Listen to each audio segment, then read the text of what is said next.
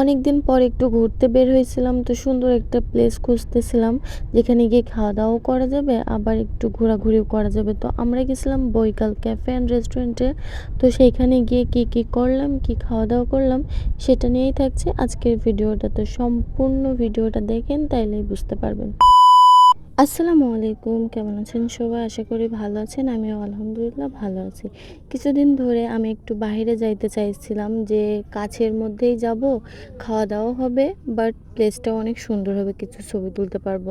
আর জানেনই তো, মেয়েদের একটা শখ কোথাও গেলে ছবি তোলা, এটা সব মেয়েরই স্বভাব আর কি। তো আর কি গেছিলাম বৈকাল ক্যাফে, আর ওইখানকার ওনার আমাদের ভাইয়া, এজন্য আর কি ভাইয়া বলছিল যে আসো, এসে একদিন ঘুরে যাও। এই যে সেই ভাইয়াটা, আসলে উনি আমাদেরকে ইনভাইট করছিল, দেন আমরা গেছিলাম। আর অনেকক্ষণ হাসি তামাশা, মানে সবকিছু আড্ডা টাড্ডা দেওয়ার পর আমরা খাবার অর্ডার দিছিলাম।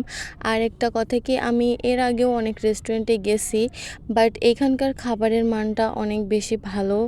আর অন্য কোনো রেস্টুরেন্টের নাম নিচ্ছি না, কারণ পরে আবার সমস্যা হবে যে আমাদের খাবারের রিভিউ দিচ্ছে খারাপ। তো এখানকার খাবারটা আমার অনেক বেশি ভালো লাগছিল। আর আমি নিয়েছিলাম নাগা জুসি বার্গার আর স্পেশাল বৈকাল ক্যাফের চাউমিন। আমি আর কি চিকেন চাউমিন অর্ডার দিয়েছিলাম, বাট ওইখানকার একটা ভাইয়া বলল যে এখানকার স্পেশাল যে চাউমিনটা ওটা ভালো হবে। তো যাই হোক, খাবারটা অনেক বেশি মজা ছিল। আর আমার তো ভাই নাগা বার্গার খাইতে গিয়ে অবস্থা পুরাই খারাপ। আমাকে অবশ্য প্রথমেই বারণ করছিল, ওয়েটারও বলছিল আপু এটা কিন্তু অনেক ঝাল হবে, বাট আমি ট্রাই করার জন্য আর কি নিয়েছিলাম। তো শখ মিটে গেছে, যেমন ঝাল তেমন খাইতেও মজা। যাই হোক, অনেক ভালো লাগছিল। আর আমার অবস্থা, 100 বার মানা করলাম নাগা বার্গার অর্ডার দিও না দিও না, এখন শিশাচ্ছে কেন? হ্যাঁ, বাড়ি যে কেন দেনে থাক, আর কান্নাকার মান সম্মান শেষ করো না।